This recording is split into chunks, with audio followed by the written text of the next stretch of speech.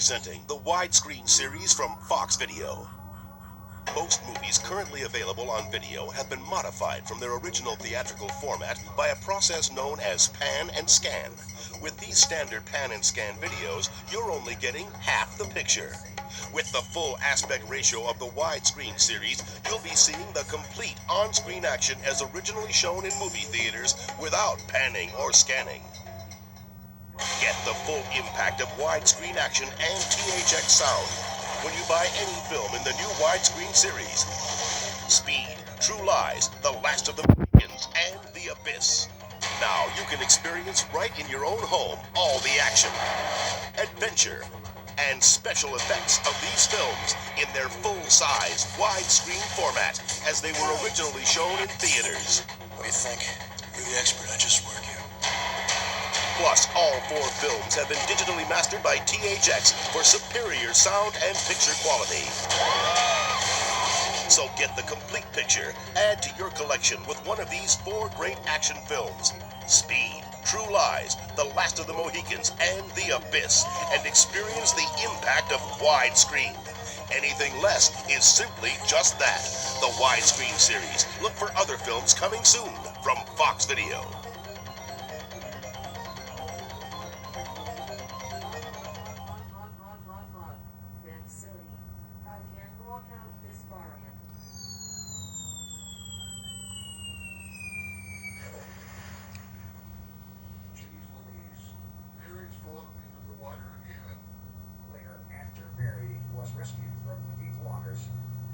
It began 2 years ago in an unfinished nuclear power plant. It became one of the most challenging motion pictures ever made. And on August 9th, the most original adventure of the summer will begin at theaters everywhere. From James Cameron, the writer and director of The Terminator and Aliens, comes The Abyss.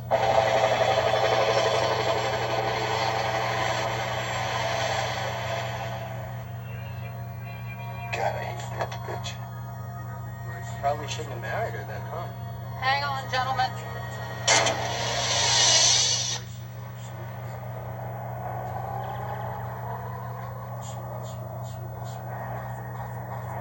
Here's a bottomless pit, baby. 2.5 miles straight down.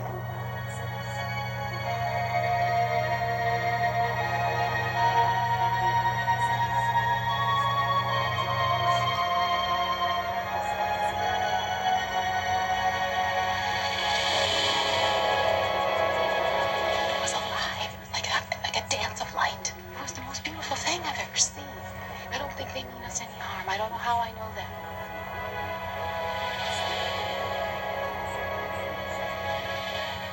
Whatever happens, it's up to us. That guy scares me more than anything that's down there. But we all see what we want to see. Coffee looks and he sees hate and fear. You have to look with better eyes than that.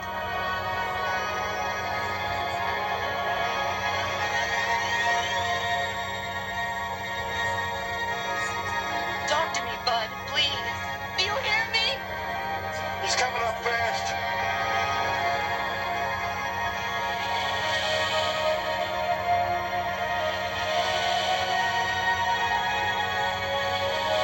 I need to know if you're okay.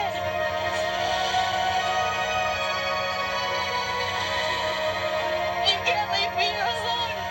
You never backed away from anything in your life. Now fight!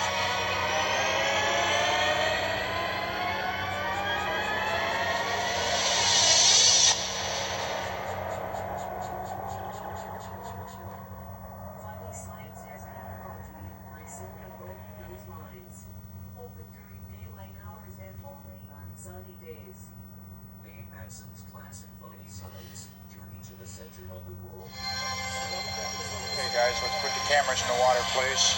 For the epic underwater drama, The Abyss, director James Cameron assembled an ensemble cast to face the ultimate acting challenge.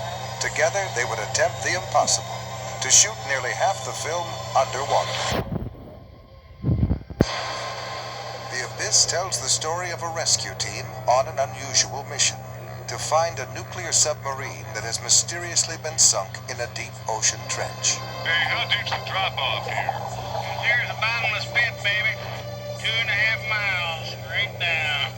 For Cameron, working with an inexperienced cast of divers presented a challenge.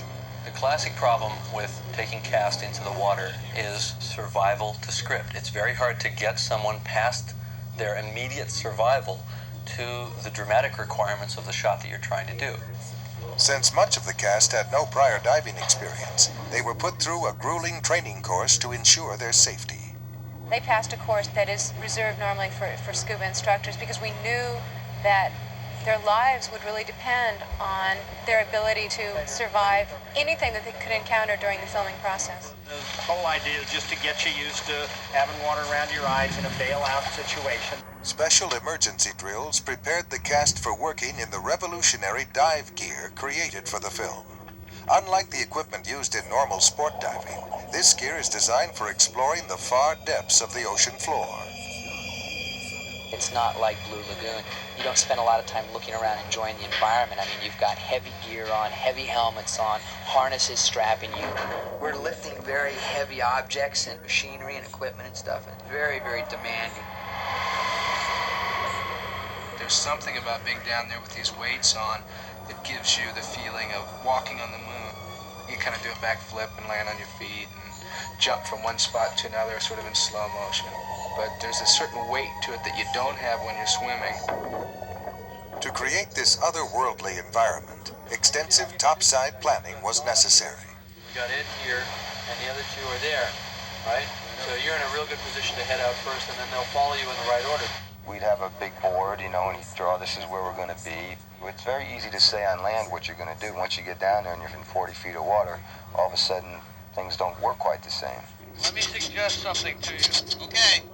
Once underwater, Cameron could modify his topside plan using the elaborate communication system housed in each helmet. The helmet sort of brought us into the 20th century in that I could speak to everyone. Of course, they couldn't speak back to me, so this was a director's dream come true.